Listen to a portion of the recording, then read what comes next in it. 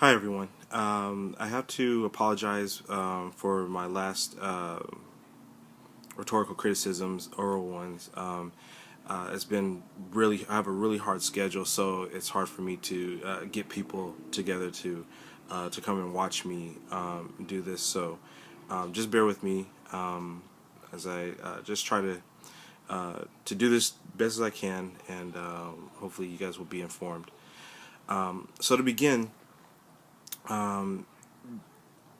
Basically, within our society, visual rhetoric is used in a number of ways. We see we see posters of celebrities, like we see it in advertisements, and we use a lot of symbols. And symbols actually communicate many messages without actually having to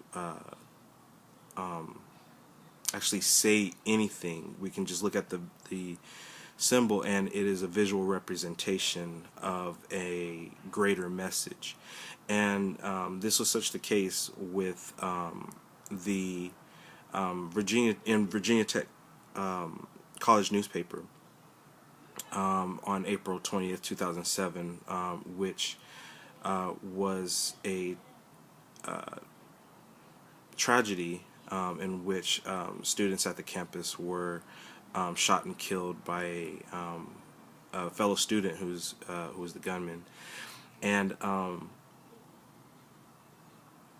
in the midst of the tragedy, in trying to understand it, many of the students had questions prevailing as to why something like this would happen, and what would make somebody want to commit such a heinous crime such as that. And so an author from the Virginia Tech Collegiate Times did an article to kind of commemorate, or rather to bring awareness, I should say, to this tragedy.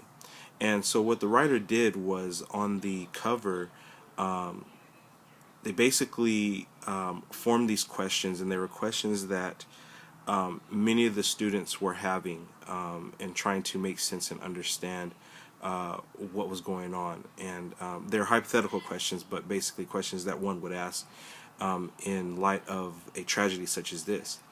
And so the questions were formed into the shape of a ribbon. And in our society, we use ribbons to commemorate many things. In the military, ribbons are used as an award of, you know, whether it's valor or some sort of sacrifice that was made. And then also it's used to bring awareness to a particular, to a message, or something of that nature. And so to understand this use of imagery as rhetoric, visual rhetoric, it's important to understand the history behind why the ribbon is used in this way, to present a message. And so it was Napoleon Bonaparte, who was a French military general. He said that a soldier will fight long and hard for a bit of colored ribbon. So it shouldn't seem strange that awareness ribbons have a modern history that begins in the recognition of a soldier, and this is where it began.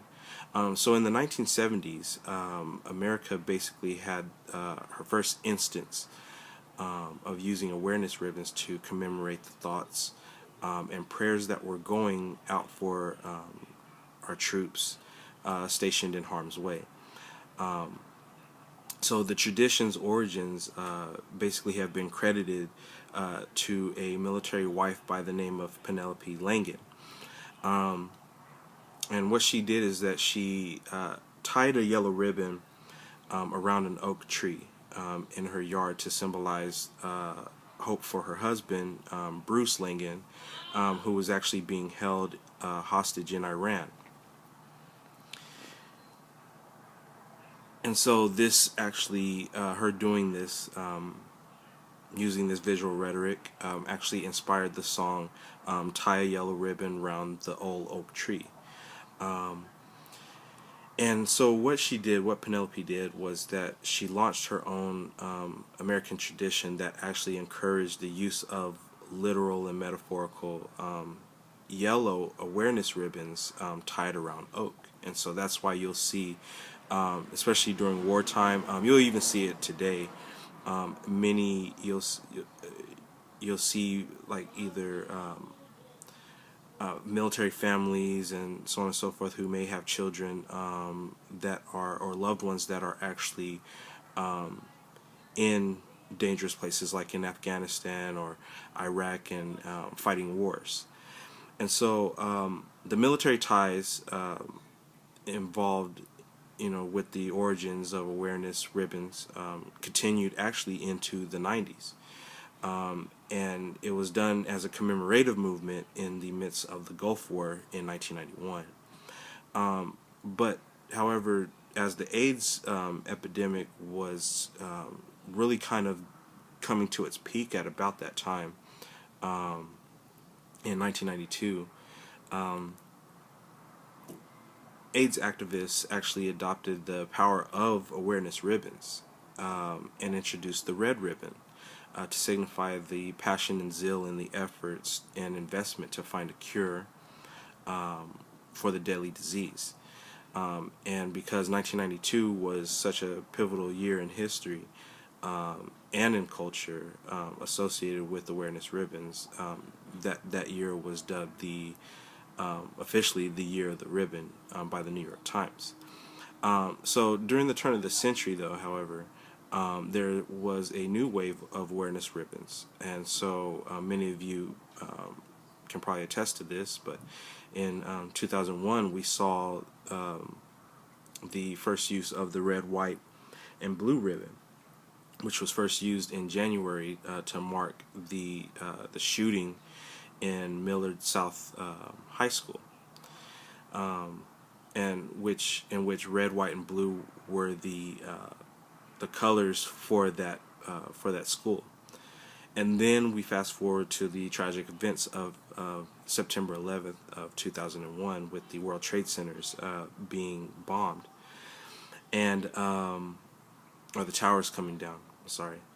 And so during that time, we used the red, white, and blue ribbon, to support those who lost their lives that day due to the terrorist events that had occurred. And with the aftermath of the 9/11 terrorist attacks, which brought about the invasion of Afghanistan and Iraq in 2003, basically we used the ribbon choice of the yellow ribbon again, as millions of Americans were heading over to fight in those wars. And so in our text, the Rhetorical Act, basically the author, Carlin Campbell, says this. She says that visual rhetoric is pervasive in part because it is powerful. Visual messages are volatile, eliciting positive and negative responses simultaneously. The familiar expressions, quote-unquote, seeing is believing, and a picture is worth 1,000 words, capture their high ethos appeal. Gordon Parks, who is the pioneer African-American photographer for Life magazine, filmmaker, and civil rights activist, said of the volatility of pictures. He said that, "I have come to believe that no art form transforms human apathy quicker than that of photography. And having absorbed the message of a memorable photograph, the viewer's sense of compassion and newfound wisdom come together like two lips touching. And it is an extraordinary thing when an unforgettable photograph propels you from an evil interlude to the conviction that there must be a better day." So basically, the definition of awareness essentially is to raise knowledge of a situation or a fact.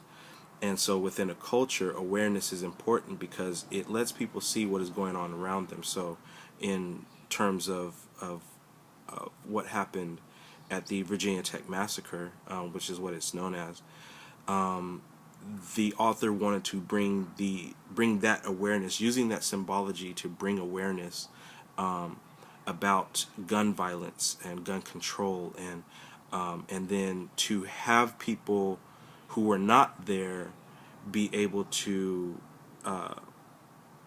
have them to empathize, or even empathize and even sympathize with the students of what happened that day, and just to bring awareness to that. So this is why the visual rhetoric use of the ribbon has become a prevalent symbol for spreading awareness of an event or a disease that is causing tragedy. The ribbon is a symbol that communicates on deeper levels of the human consciousness that otherwise cannot be communicated with words. And that is the power behind symbology, is that words are not needed, but that by the mere object of a symbol can communicate that very message without it actually being said. And so this is what I believe that the author of the Virginia Tech article seemed to have understood, and actually utilizing this concept to bring awareness to the tragedy. So using both the power of the word and the power of the visual, and combining them to create a powerful and impactful message helps to make sense out of a tragic event. Thank you.